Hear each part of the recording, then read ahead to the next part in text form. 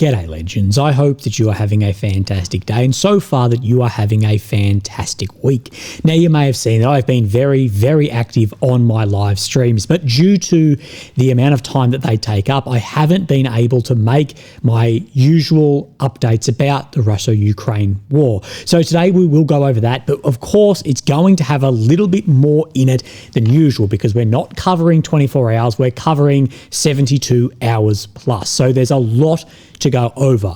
Now, right in the beginning of this video, what we're going to talk about is what is occurring in Israel, Iran, what is happening in the Middle East. And we're going to go over what then is going to be the impact on Ukraine, Russia. What's positive, what's negative, how will logistics hold up, ISR, how are the optics of this, how's oil? We'll go over all of that. Then I need to look around strikes. We saw some strikes overnight as well, talk about intelligence operations, potential false flags. Then we're going to look at the frontline situation. What is happening, of course, we'll overlay that with the maps, but what changes we've seen over the past few months and what do we believe that we'll see coming into the future of operations? Of course, the war is shifting and evolving on the ground. Of course, we'll look at maps, geolocations, and then we'll go over what has occurred in Chosen Company, of course, with the leader, Ryan O'Leary, and he has come out very publicly and spoken about command issues, accountability issues, and this is something that you and I have spoken on at length about a lack of accountability, propaganda, pushing that every decision that's ever made is right leads to failures on the battlefield and command responsibility falling apart. And it is funny again and again and again. And we're seeing this now. Things that were held as conspiracy, as propaganda, now becoming mainstream narrative rhetoric. Righto. So legends, of course, a lot to go over. So let's start with what is happening in the Middle East and how is this going to affect the war in Ukraine. Now, of course, we have seen massive Israeli strikes against Iranian leadership and nuclear facilities. And things, of course, are heating up. Now, the US administration, they have absolutely flip-flopped on whether they knew these strikes were going to take place, whether, even in the beginning, whether they said these strikes were okay, if they approved them. And what we do know is over the past 24 hours is Trump has left the G7 to then meet with the National Security Council back in DC regarding the further actions, potential escalations, and likely, of course, US involvement. And something that we spoke about, we actually spoke about before we saw those first strikes. In the video, the day before we saw these strikes, we covered that Israel, at least publicly, doesn't have the weapons needed to punch through and dismantle some of these Iranian bunker sites. The weapon we speak about the most is the GBU-57, the mass ordnance penetrator. Now, the only plane that can drop that is a few bombers. We're talking B-2s or B-21s. And this is what we spoke of at the time and we've spoken of since, is has Israel initiated these strikes on the gamble that the US will become involved, or did the US know there was some level of agreement and this would happen? Again, that is up for speculation, but what I have said, and I'll continue to say, is if the Israelis can't dismantle all of those nuclear facilities and the regime, it will be a loss because we know exactly what is going to happen after that.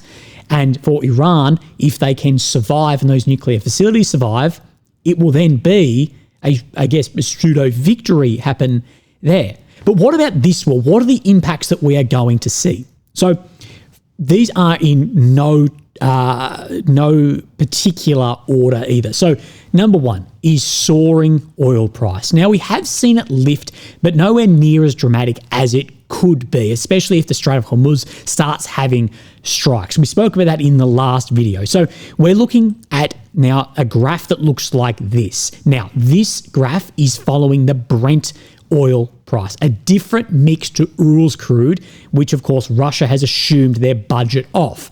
Now, earlier in the year, Russia assumed their budget. Of course, this goes into everything from social services through to the military. They assumed a budget of on oil price, Urals, of $69.70. That was later revised and lowered down to $58. Remember, this is average. So you've got, of course, peaks and troughs, oil above that, oil below it, but the average. Now, what we can come down to is we did actually get on the 16th Urals oil price. And look, I'm close enough to say that is $67, and we have seen a 14.4% increase. And all indicators are that oil is going to become more and more expensive.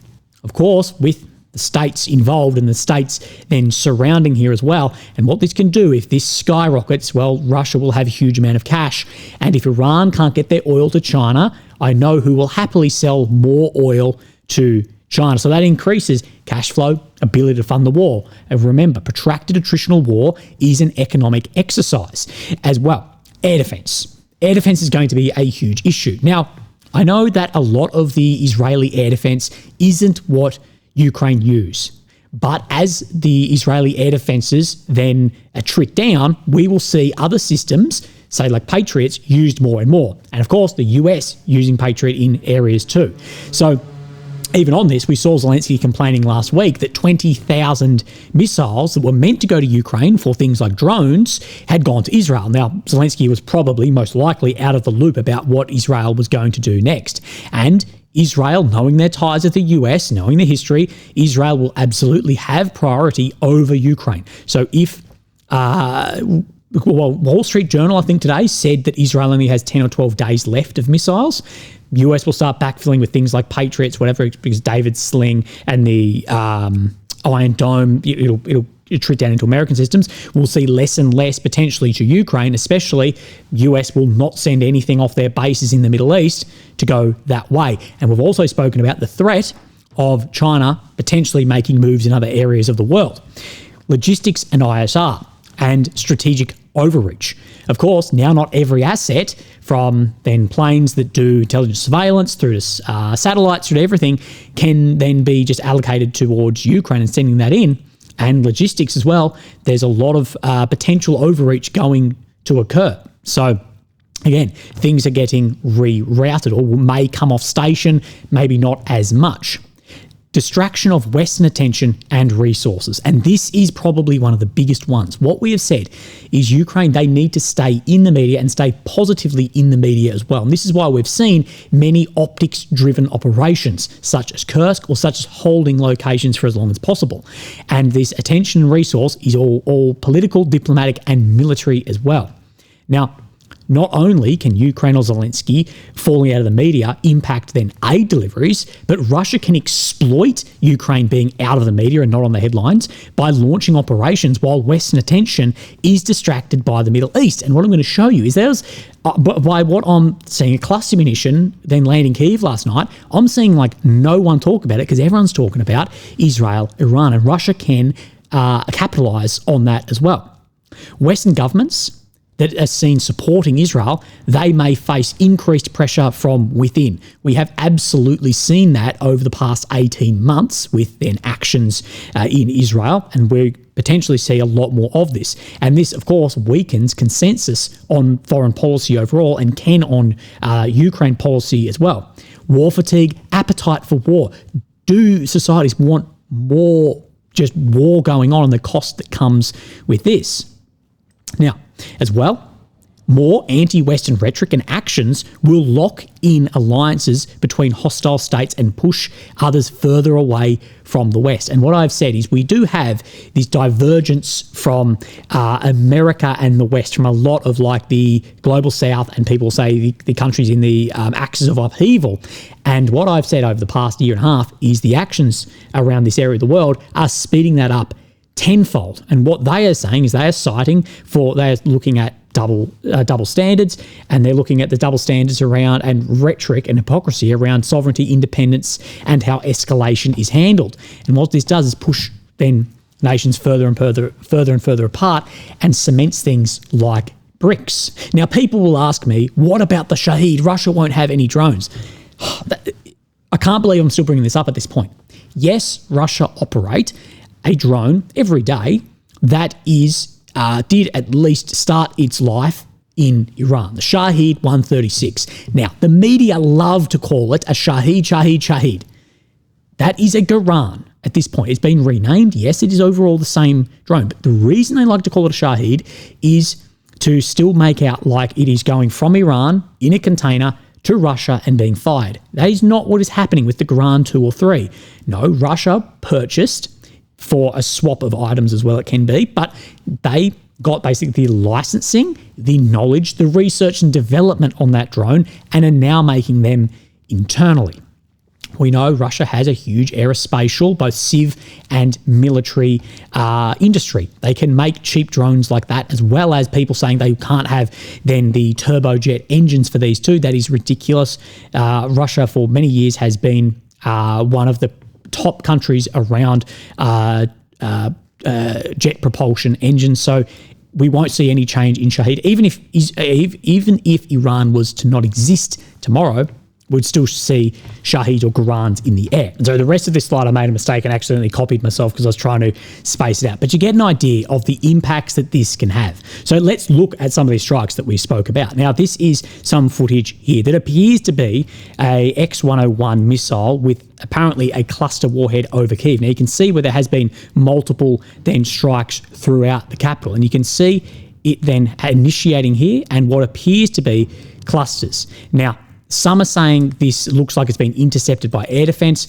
The way I'm looking at it, it does seem to go off and then the clusters tumble from there. But we can see that has been fairly ignored in the media, what would have been front page back in the day. And what we have seen is multiple drones and missiles. They got through the air defense in Kyiv last night and through other areas too. We saw direct Garand strikes on buildings as well. So there is definitely already limited air defense in Ukraine. Now, that isn't pure, it hasn't been going on long enough in the Middle East yet to make an effect, but we do know Ukraine has been short on air defense already, and that's not going to help it. So we're going to talk a little bit about intelligence and potential false flag operations too.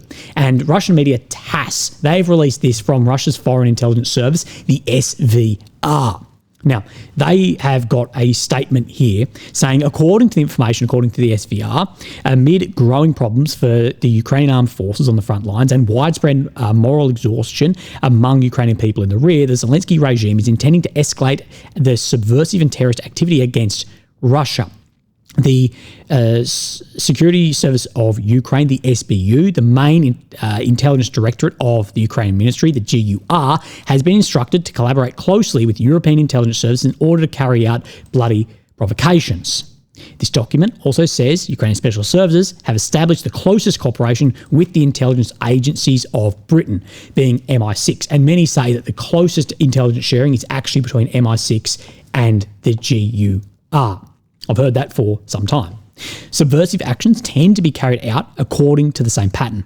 The British side is responsible for developing and providing operational support for acts of sabotage, while the staff of the SBU or GUR and their agents often act as the direct penetrators. So the Western intelligence are operating as the enablers, but the ones carrying it out are Ukrainian. We have spoken about that when we saw that ship sunk, when I had someone say, well, carried out, but enabled by many. This mechanism was used, for example, to organise recent terror attacks on the rail in the Bryansk and Kursk region, as well as the strikes on airfields of the VKS. The SVR of Russia has received information that the British-Ukrainian terrorist tandem is preparing new acts of sabotage. The main goals of these subversive actions are to escalate the Ukrainian conflict, disrupt US-Russian negotiation process, and convince the White House to continue providing Kyiv with full-scale military support. Speaking maybe a provocation in the Baltic Sea waters. They say one of the scenarios involves staging an alleged Russian torpedo attack against a US Navy ship.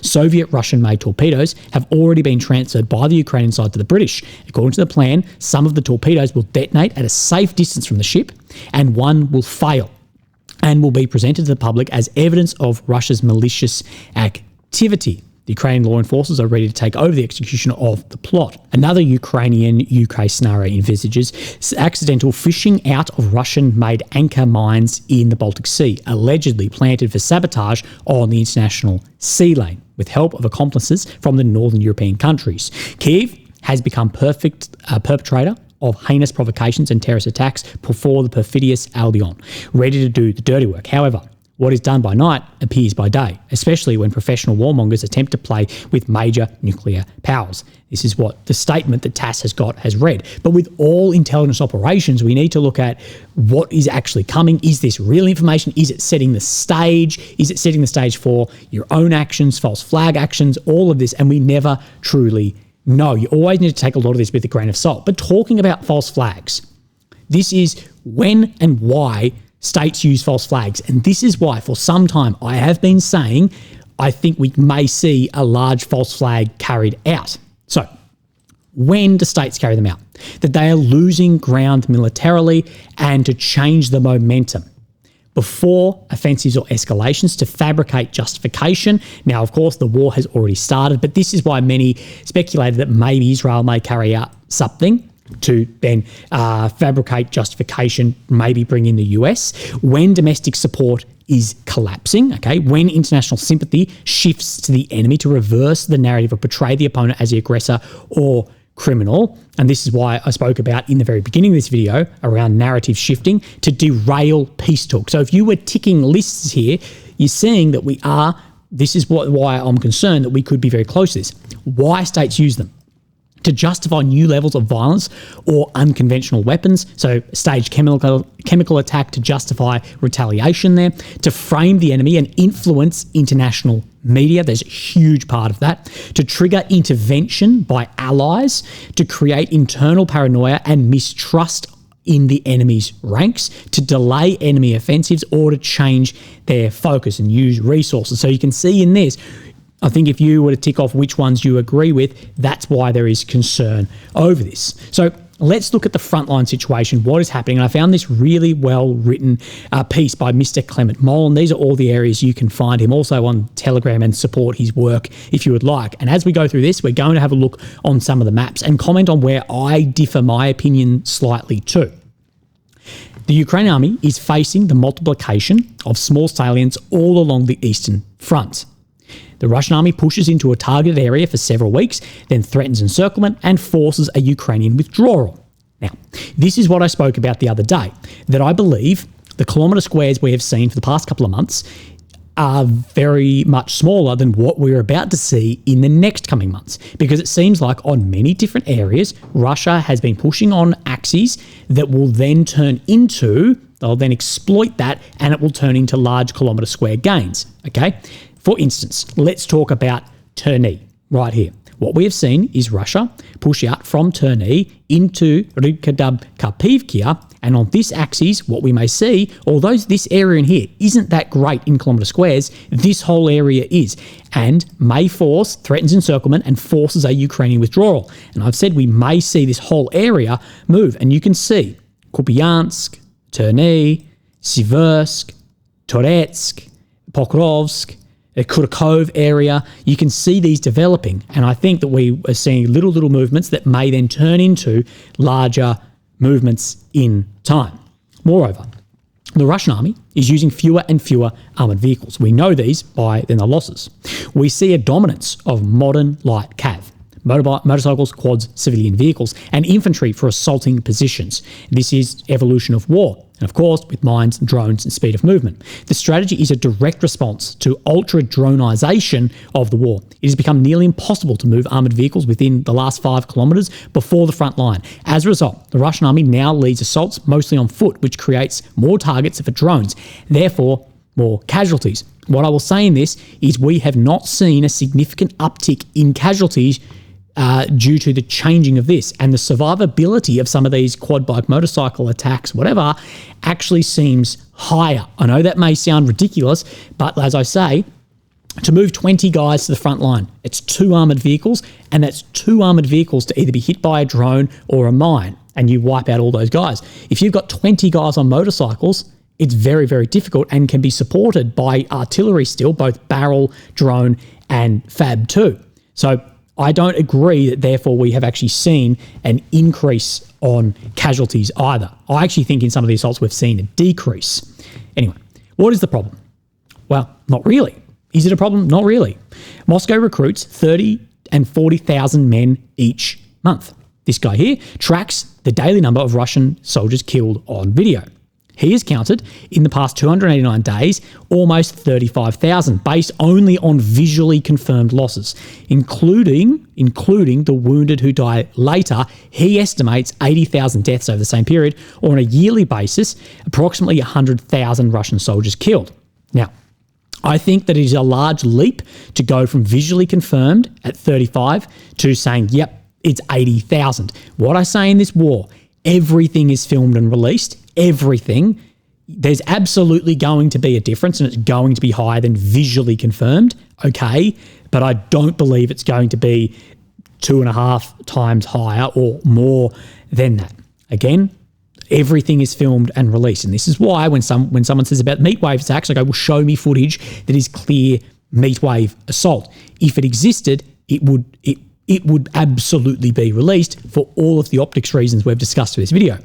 The lack of armoured vehicle use is also explained by the kill zone, which spans 5 to 10 or even 15 kilometres, where any vehicle can be targeted by a fibre optic drone. Again, let's look at Terney, the area of which I say I'm most concerned about. Okay, so the Russians are in Kapivka. Kapivka to Lozove, between the Oskil, is maximum 13 kilometres. That this is open through here. They've got full ability to target everything in here. And for Ukraine to reinforce in this sector, very, very difficult. So actually, let's have a look at the map, because this tells us more on the Syriac maps of what I said the Russians will try and do. I said I don't believe the Russians will try and push any further west. They want to leave this open, attritional war. What they'll be wanting to do is fatten this. And this is exactly what Syriac maps is showing, both on the south, attempting to fatten, but in the north, out of Novo Mykolaiv as well, to fatten this and create that kill zone that will turn into larger kilometre squares as well, due to the saturation of weapons in there. Now, the Ukrainian army is now producing versions, FPVs, with ranges of 40 or 50 kilometres, enough to change the dynamics of strike warfare. Now, as far as long-range FPV, in my opinion, I've seen more, like the Moroya, whatever it's called, of long-range Russian FPV than Ukrainian FPV. It does definitely exist, but we've seen Russian drones carrying in those as well. But by avoiding the use of armoured vehicles, the Russian army can also rebuild its reserves, possibly preparing for exploiting a local breakthrough, which could be disastrous for the already overstretched Ukrainian forces. And this is the problem, is if you then get manoeuvre into the battlefield and you have large changes, both informationally, negotiation-wise, and then just warfare-wise, tactically, big problem. On the Ukrainian side, a major issue is becoming increasingly apparent. Desertions. 90,000 legal proceedings have been opened since the start of this year. January, 18,000, and we can see them changing here with the record month in May of almost 20,000. 90,000 this year, but it's actually worse than that shows. Since the beginning of 22, 213,000 desertion cases have been recorded. This adds to the many killed, wounded, and captured soldiers who are not being replaced due to a suffocating mobilisation system. The Ukrainian army lacks manpower to hold positions, leading to a tacit, or understood or implied without being stated, a tacit form of frontline control, especially through drones. Now, as far as my knowledge goes, desertion is only reported on the second case because it's so rough, because there's so much of it. From my knowledge, is it's only reported on the second case, and many commanders are choosing not to report it either, just due to, well, he's gone. What does it matter at this point? Now, to contain the Russian army, Ukraine is relying on two strengths: its drone force, which hopes will keep Russian logistics at a distance of 5 or 10 kilometres or more, and its defensive fortifications. Now, I think it is very naive at this point to say that Ukraine still hold the upper hand on drones. I think they did for the first few years. Once the fibre optics entered the war, say 6 months back up in Kursk, I think that Russia has actually been leading in drones. Kyiv has finally grasped the stakes and adopted a new strategy. Frontline brigades now fortify their own positions. In the rear, the Army's engineering corps takes charge, while the new Donbass defence line is being built by private companies. Now, private companies, we've spoken about some of the issues here, because these can still be targeted. And if you're just using private workers who are not in the military, they're not sappers, they're not frontline soldiers, then will they choose to put themselves in danger? Say a drone lands near them. Will they, fuck this, we're leaving? But also private companies, they're getting paid for this. It absolutely can breed corruption. As we saw in Kharkiv Oblast, when Russia walked through lines that there was millions of dollars mobilized that were just non-existent. This line includes 3 anti-tank ditches, dragon teeth, barbed wire, and camouflage positions behind hedgerows. It's meant to serve as the main fallback line in the if the last cities in the Donbass fall. So this Donbass defense line, we talked about this the other day, is sitting behind Kramatorsk and Sloviansk as the final line if everything falls apart here. And that was very interesting to us, of actually building that line. And by building that line, you are then taking that, hey, this could really happen. Previously, armoured vehicles losses were key indicators, but these have drastically decreased in recent months. Remember all those YouTubers and bloggers who were saying, yep, the armoured vehicles end on this date, and from there, Russia will fall back to Moscow. For instance, only 1 MRAP was lost at Kursk, and a few armoured vehicles were destroyed in the Pokrovsk sector. So over the recent time that we're seeing armour become less and less useful on the front line. Now, this leads to 2 opposite hypotheses. The Russian army is not as strong as it seems. It's pulling armoured vehicles from the front due to drones, trying to advance at all costs with infantry, and cannot hope for a real breakthrough, only to push the front back slowly. Although that does go against what NATO Chief Mark Rutte said, that Russia is producing 1,500 tanks and 3,000 armoured vehicles per year. Hypothesis number 2. The Russian army is reserving its armoured vehicles in anticipation of a return to manoeuvre warfare. It's advancing faster, wearing down the Ukrainian army, and getting closer to a breaking point. He says both theories seem plausible, and as Henry Kissinger says, Russia is never strong as she looks, nor as weak as she appears. But he says, and often though, the truth lies somewhere in between. Now, I agree that I think the truth is somewhere in between. I don't think that it's pulling armour off the front line. I just think it's evolution of tactics going, hey, this doesn't work that much. We can only really use armour if we get a breakthrough. But I also think that the Russians are getting closer to a breaking point and a return to some level, not full manoeuvre, but some level of manoeuvre warfare as the attrition rate then continues in their favour. I think we're getting closer and closer. So I'm more lean with number 2 here than number 1, of course, on the back of what NATO chief has said as well about Russia's industrial capacity of those vehicles too, that they wouldn't still be producing a mass resources in if they didn't see on the horizon that these could be used. Okay, let's have a look at the maps. Now, before I explain where we are on the maps, which I'm sure you know where we are, let's have a look at this. And this is up to June the 18th. We have, by Deep State, Ukrainian map in with the Ukrainian MOD, 310.7 kilometre squares gained. So I believe this month likely will be a larger month than May. Remember, June in some of the previous months has actually been a smaller one.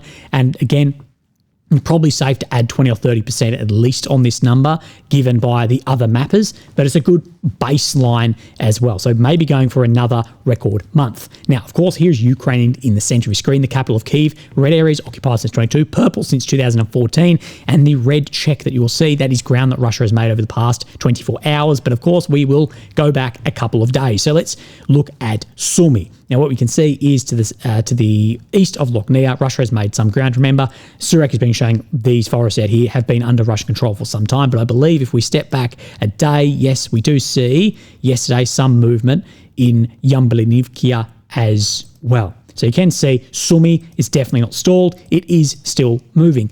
Maybe moving a little bit slower than before, but it is still moving. Then we have a look at then the, Syriac map. He speaks then about down in the border out of Guevo down in here, that the border zone has then been cleared by the Russian forces. We know Ukraine held a small part of ground over in this direction, but again, that looks like it has been pushed. Maybe even the Russians crossing the border here. Let's see if that grey zone, no, I can't see where that grey zone hasn't shifted in the past couple of days. Let's come then west of here around Tyankyou, where we believe the Russians were almost surrounded about a week ago. Now, AMK wrote this, and this is something we see more and more on the front line. The current state of Thankyou and Kursk, most buildings have been flattened by constant Russian and Ukrainian artillery, air and drone strikes, making holding and consolidating positions much more difficult. You can see in some of the footage here, and this is some of the problems with areas that get fully just wiped out, is actually holding positions almost becomes impossible. There's just no cover.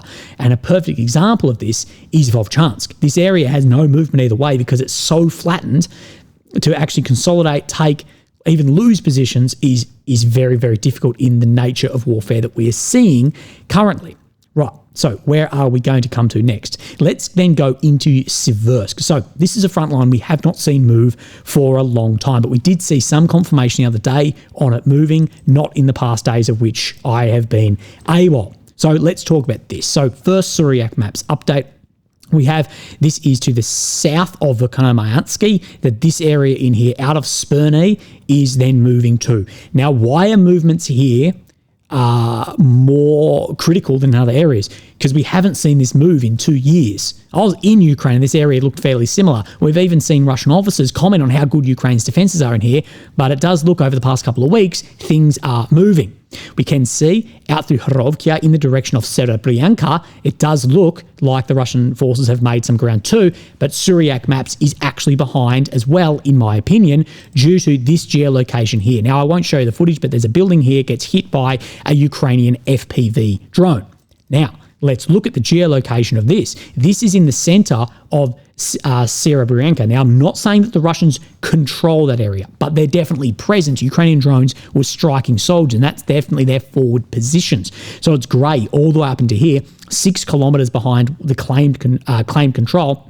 And even from the grey zone, if we measure, it's close enough to here, some 3.3 kilometres back from even grey zone. So definitely, if there's presence there, they're definitely making some inroads in that direction. Of course, that is right on the northern flank of Siversk. So we'll have a look. And it seems like any real offensives to try and move through the forests have been abandoned at this point in time. So let's move our way down. We'll come around Toretsk. Now, no movement shown on this map over a couple of days. Ignore this for this point in time. And let's have a look here. So some small movements. Then if we zoom in, we can see, just trying to get the labeling to come up. We have Kreminski itself. So if we come in on Kreminski, that's where we get it. It's just out in these directions, but very small movements. But the other one is to the east of Delivkia, up in here, where we see the water canal of Koromivkia and Rivkia. If we bring this back up, they're saying that the Russians are gaining a lot of ground in and around this sector, which is to the south of Chasiv Yar. So this area is, in my opinion, definitely moving as well. We've seen geolocations in Delivkia. Now, this is further movement up then the railway in Delivkia here, and further movement in the center of Toretsk city itself. So Toretsk is mostly under Russian control, but you can't say it's completely under Russian control at this point in time. Now, let's come Pokrovsk, eastern sector, Kalinivkia, Zoroya, movements in here in the direction of Yamblanivkia. Nothing shocking in here. We see just Horovkia, a little bit of ground being made over the past days, and then to where we have it today. Not surprised by this as well. Suryak map, just a small bit of movement to the south of Malinivkia. No super surprises, but keep an eye definitely on this sector. Now, this is where I've missed a couple of important updates. I don't think I've got one today in here. No, I do not. But in the previous days, I definitely do. So if we step back to yesterday, we saw some grey zone shift. Back the days prior, we start seeing Bulatsky, Bahatar, all the way out into Zaporizhia. We do see grey zone movement and further movement of the Russian forces around the northern part of Velika Novosilka and the southern part of this all meeting up from Pokrovsk down to this front, and how this all plays in the orchestra of attritional warfare. And again, to go into what we spoke about, turning axes then into, turning movements into axes and then axes into large kilometre squares, we see this. Now, this is in and around this sector. Again, this is Zaporizhia right up in here. That last days the Russian army has entered the eastern part.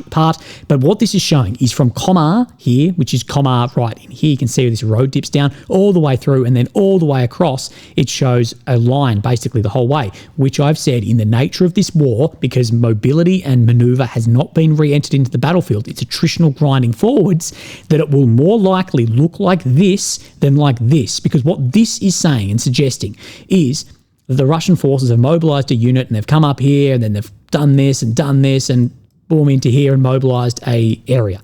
Now, again, what I've said is, even though that may look better on a map, that would actually suggest to me worse situation on the battlefield. If the Russians could do that, if they could actually manoeuvre small elements in and actually hold it, that actually screams to me that the situation is worse due to the attritional nature of reintroduction of manoeuvre than if it just grinded forward like it's showing here. If that makes sense, okay? And then we'll come into this, and this is just sitting above. This is Horokove front line in here. Last week, Russian managed to consolidate in the first plantations of Dnipropetrovsk Oblast. So out of this front here, actually have positions in Dnipropetrovsk. Again, not really sure, and there's just some small movement down around Fyodovka, Vesely, which in my opinion is under control, because the movement on the front, how things move, it tends to make sense like that. Now, a lot of you are very, very familiar with Chosen Company. We've had many interviews on this channel with members of Chosen. And the leader of Chosen, we saw that Chosen was shutting down, and then Ryan O'Leary, the leader of Chosen, has then put this on Twitter and or X. And I've also reached out to Ryan, yet to hear back, but open to an interview or with any former members. That's open invitation there. So I've used ChatGPT to translate this if there's any mistakes, okay? But it's a lot in this of exactly what you and I have been speaking about before, and that we've got a lot of criticism for. An army is sustained by food, but its will to fight, its ability to endure and destroy the enemy lies in the hands of its command. There is a huge difference between a unit that is merely surviving and a unit that is truly fighting. Let me start by saying this. This is not directed at any specific command, but I believe that this is something critically lacking in the mindset of the Ukraine's officer corps. A mediocre officer in peacetime affects combat readiness, which can sometimes be ignored. But a mediocre or incompetent officer in wartime leads to the deaths of soldiers and undermines the morale of the unit and its ability to hold a defence or conduct offensive operations. We have lost more people due to poor command than to Russian actions. I'll say it again. As a soldier, since February 2022, I claim that we have lost more people because of bad leadership and Soviet-style thinking than from Russia's direct actions. So, when I've been critical of command and accountability, lack of accountability, I'd like an apology from all the people who didn't believe me on that, even though my information was coming directly from guys on the front line. Ukraine's officer corps acts as a caste system of untouchables, or army princes. Instead of caring about basic living conditions for soldiers, most of the leadership is more concerned with having a shower, a private room, and so on.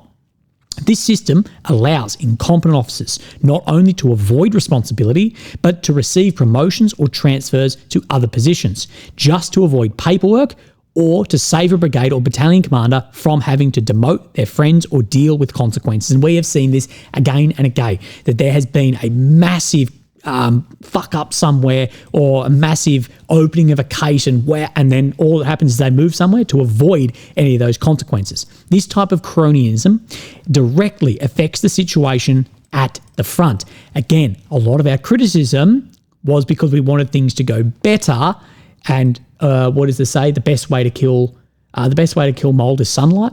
That doesn't sound right, but you know what I mean by this. A real example: the 59th Brigade, after this gentleman was transferred to the SBS command, was handed to Shevchuk. In the first 2 months of his command, he sent intelligence officers into assault missions, which led to the deaths and severe injuries among those who had nothing to do with combat operations. This destroyed not only morale, but also the effectiveness of his unit. He sent soldiers to unreachable positions with no hope of reinforcers and no hope of even survival. It took over 16 months to remove him from his position. That's 16 months of decisions and cost dozens, if not hundreds, of lives. These situations are part of the problem within Ukraine's ground forces. The non-commissioned officer corps was never properly formed. at the start of the full-scale war in 22, but the officer corps continues to live by Soviet templates, where failures are covered up and soldiers pay the price. We shed blood for Ukraine. We die for Ukraine. We fight for our children, wives, sons and daughters, while officers who do not care, who lack motivation and who have no right to command, keep making mistakes that lead to pointless deaths. I cannot speak on the level above battalion. But considering the recent statements from officers who tried to reform the system and were forced to resign, this should be a wake-up call for those in power. Changes are needed if we want to preserve the freedom of the next generation, Ukrainian identity, and continue the path to democracy. At this rate, these officers will keep filling cemeteries with brave, courageous Ukrainians for no good reason. That's why I will no longer lead brave men and women into the very hell of battles unless I know there is an officer in the rear who actually cares about our lives and wants to carry out the mission with us. The most valuable thing we have is our people, our minds, and our ability to think. We must instill a belief that people matter more than meters and metals.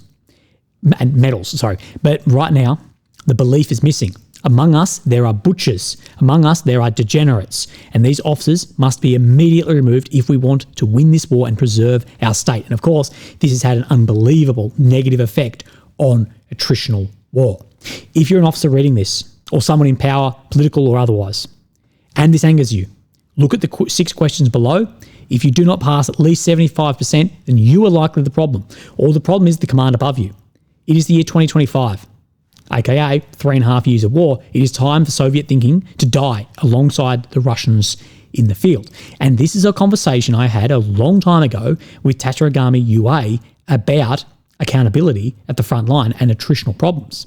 The propaganda is a double-edged sword. Over time, it started working against Ukraine, making self-reflection harder when the situation in Bakhmut was deteriorating, and our team was informed that casualty rates in close-quarters combat weren't anything near the 1 to 10 or 1 to 20 ratios as some officers and analysts claimed. It became obvious that propaganda was getting people killed. It downplayed how bad things were and delayed the decision to withdraw from a semi-encirclement. Essentially, propaganda started to cover leadership mistakes, making them feel a lack of accountability for their decisions. No matter what, the mantra was the same. Trust the ZSU, trust the Ukrainian forces. And this sharing of information, propaganda, lack of accountability, anyone who tries to add accountability is put as a propagandist. However, you're not allowed to do it. You're not allowed to criticise. This is why I believe many bloggers, many on this website, have blood on their hands because they have failed to raise issues expressed by soldiers who are actually fighting, being on Twitter, being on X, being on Blue Sky, being on YouTube. That is not fighting, but they have failed and ignored soldiers on the line who are fighting. They have ignored to raise these issues. They've ignored it. They've failed to bring sunlight to it so everyone would keep getting away with it. And then there's no accountability. And as Mr. O'Leary says, many, many dying on the front line from it. Tatarigami says, personally, it was incredibly frustrating. I had phone calls to people on the ground who they couldn't evacuate the wounded. He speaks about the actual situation that was happening in Bakhmut and under control. Meanwhile, internet experts were talking about how Ukraine needs to hold the city at all costs and even send in more troops into the semi-encirclement. I also have to say, I received a lot of hate from the pro-Ukrainian community for sounding my concerns, as they said I was dooming, which was especially funny given that this hate was mostly coming from people who have never been to Ukraine. I guarantee most of the people with the Ukrainian flag in their bio have never been. Bakhmut could have been a moment of reflection, a case study in which Ukraine needs to adjust certain approaches. Even if you're trading casualties at 1 to 3, 1 to 4, when the enemy has 3 to 4 times the population and is sending yesterday's prisoners against patriotic, motivated and professional soldiers, that's not really a win. Some self-reflection was badly needed. Nobody heard my concerns about future manpower problems at that time. And this was 2 years ago, more than, that if people actually heard concerns of those bringing up real, and not these bloggers who are just having a hand shandy-a-thon trying to get ads from fucking ground news and sell AdSense and merch, if it was actually raised in the media, if they were willing to do it, that it creates an environment which the politicians and commanders then cannot ignore. I put a lot of accountability on the media, both traditional media and this sort of media, for ignoring this. Therefore, those officers were immune from taking any responsibility or accountability. Okay? Look, there's no accountability for what happened in Avdiivka with people left behind. Casualties left, literally, casualties left there dying, roads cut off, radios turned off on them. I spoke about that when Avdiivka was falling. Where's Avdiivka Now, oh my God, I can't even bloody find it anymore. So we have Pokrovsk, Avdiivka in here. It was an area down in the south here where there was an old missile battery, I believe, where they literally turned off the radios on them and said, yep, good luck. No one brought it up. No one even talked about Velika falling. No one talked about these failures. And by the media, both traditional and newer media like this, no one spoke about it. I think a lot of these bloggers legitimately have blood on their hands, and I do not know how they're going to explain it when we see what I believe is likely to happen in this war. I don't know how they're going to explain it to their audience. While they've made money off it, but they've monetized it too. Of course, I've monetized this, and I feel terrible for it, but at least it's not my countrymen that are dying also. And I've tried to raise as many concerns as I can from back in 2022 about guys saying, hey, I got sent on suicide missions, regardless of how much criticism that I got. I haven't just been blatantly sharing what I know in my heart of hearts to be incorrect. And I know plenty of people on this website who privately say very differently than what they'll say publicly to protect how they look and their audience and appeal to their audience. Now, Ryan shared this in a follow-up tweet. Since my previous post seems to have been partly misunderstood, I want to clarify key points. 1, I have not served in the 59th since the beginning of 24. I mentioned it as a specific example of a systemic problem, but not out of personal grievance and those currently serving in the 59th. 2, this is not an attack on any particular officer. It is addressed to the entire system, to those responsible for its condition and to those who allow it to remain unchanged. Those who allow it is not only... it's more the media than the politics, because if the media actually brought it up, the politicians would have to change. 3, I'm not calling for a change in combat doctrine.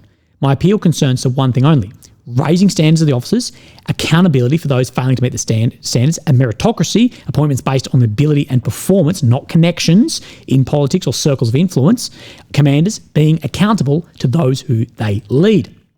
Reforming the officer corps is the key to restoring trust. It is a chance to shift units from survival mode to being a fighting army that chooses every day to attack, hold, and destroy the enemy because they trust the people standing behind them. Remember when that guy said to me, we mowed down these Russian guys on motorcycles, but there's no way there's any morale in our trenches to get on motorcycles and assault trenches. Survival mode is there. That trust and belief, this is what fuels morale. It drives recruitment. It sustains mobilisation. Make no mistake, we are fighting a war of attrition, but attrition does not belong to the side with more bodies. It belongs to the side with greater will, stricter discipline, and deadlier effectiveness. But it needs to be attriting at 3-1 or 4-1 when we just take into account, though, numbers and population, not into morale. It could actually be worse than that, if that makes sense. That Russia, yes, it has 3 or 4 times the population, but in my opinion, they're having 5 or 6 times the men sign up, maybe even more, probably 10 times the people actually sign up to go and fight. Okay, and that shifts that attritional balance to the point of we may be across an event horizon. If Ukraine wants not just to survive, but to win, when its officer corps must rise to the level of its people in command, the people who are fighting, bleeding, and dying every day on the front line, who deserve nothing less. So, heavily worded, and as I'll say in probably the title of the video, the truth starts coming out after years of being ignored also. And I absolutely admire Ryan for standing up and saying what is the truth.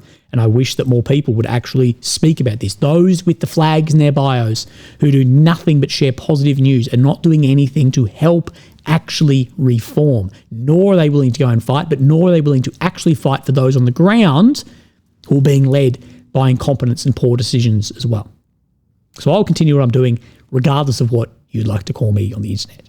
The funny thing is, I get messages all the time being like, yeah, man, like I'm in Ukraine and me and the boys follow you because you actually tell it how it is and it actually seems like you're on our side, not just having a hand shandy-a-thon to your audience all going, oh, fucking sick, yeah, he's done this.